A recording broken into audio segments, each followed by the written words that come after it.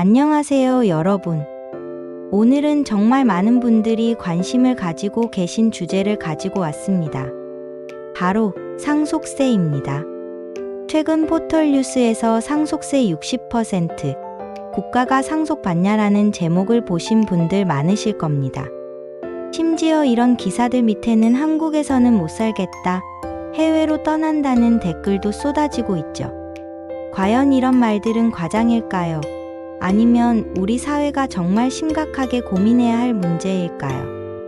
오늘 영상에서는 상속세의 기본 개념부터 왜 이렇게 논란이 되는지, 실제 사례와 해외 비교, 그리고 앞으로 어떤 변화가 예상되는지까지 아주 깊이 있게 이야기해 보겠습니다.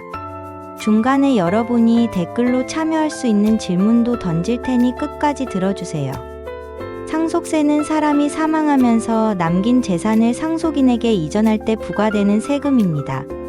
재산에는 집, 땅 같은 부동산뿐 아니라 예금, 주식, 채권, 사업체 지분 등 거의 모든 경제적 가치가 있는 것들이 포함됩니다.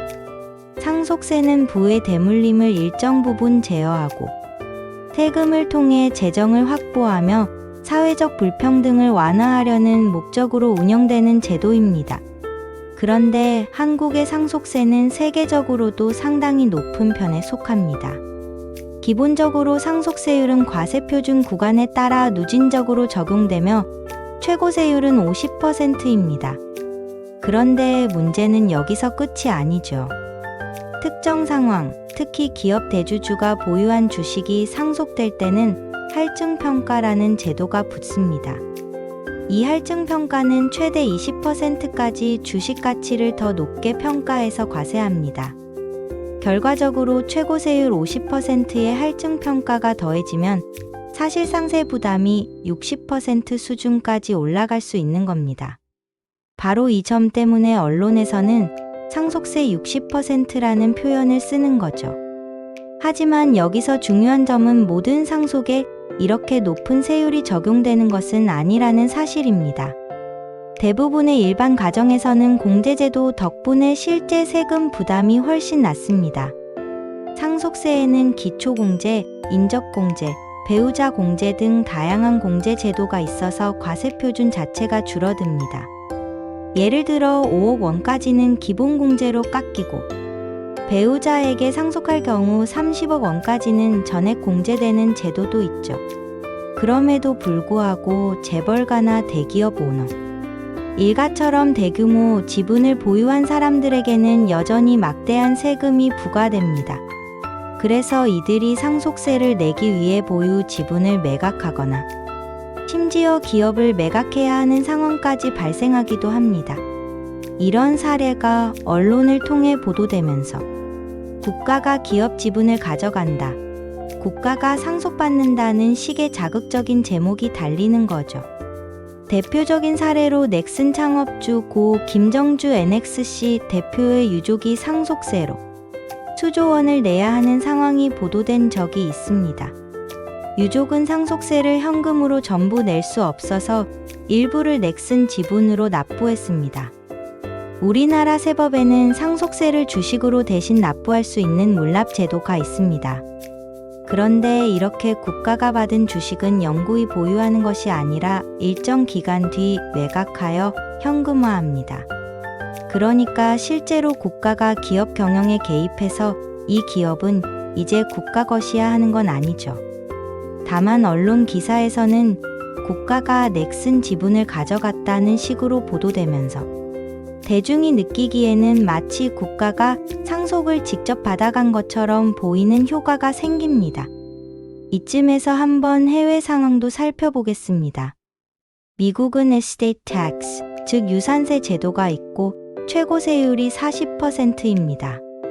다만 일정 금액까지는 아예 과세하지 않습니다. 2024년 기준으로 개인당 약 1290만 달러까지 비과세입니다. 그래서 상당수의 미국 중산층은 상속세를 내지 않고 정말 큰 부자들만 과세됩니다. 일본은 한국과 마찬가지로 비교적 높은 상속세율을 유지하는 나라입니다. 일본의 상속세 최고세율은 55%이고 이 역시 세계 최고 수준에 속합니다. 다만 일본은 부동산 비중이 높은 나라라서 상속세 부담을 줄이기 위한 각종 공제나 평가 절하 제도가 존재합니다. 영국은 상속세를 inheritance tax라고 부르는데 과세 기준 금액을 초과하는 부분에 대해 40% 세율을 적용합니다.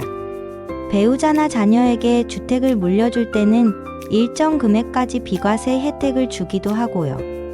이런 해외 사례들을 보면 한국이 세율이 높은 편이긴 하지만 아주 특이한 제도를 가지고 있는 것은 아닙니다. 다만 한국은 기업 지분 상속에 대한 과세가 매우 강력해서 기업 승계가 어렵다는 평가를 많이 받습니다. 이제 논란의 양쪽 목소리를 들어볼까요? 상속세 찬성 측은 이렇게 주장합니다. 상속세는 부의 대물림을 막는 중요한 사회적 장치라는 거죠. 상속세가 없으면 부자는 계속 부자가 되고 가난한 사람은 계속 가난할 수밖에 없습니다. 세대 간 부의 불평등을 완화하고 재원을 마련해 복지 정책에 쓰는 것이 공정하다는 논리입니다. 반면 상속세 반대 측은 과도한 세율 때문에 기업 활동이 위축되고 자본이 해외로 빠져나가며 결국 국가 경제에 손해라는 주장을 펼칩니다. 실제로 글로벌 부유층 이민 컨설팅 회사들이 발표한 보고서에서는 한국에서 순자산가의 해외 이주가 늘어날 것이라는 전망이 나오기도 했습니다. 만약 이런 추세가 지속되면 한국 내에서 투자와 일자리가 줄어드는 역효과도 나타날 수 있다는 우려가 있습니다. 그렇다면 해결책은 없을까요? 최근 정부와 국회에서도 상속세 개편 논의가 활발합니다. 가장 큰 변화는 현행 유산세 방식을 유산취득세 방식으로 전환하는 방안입니다.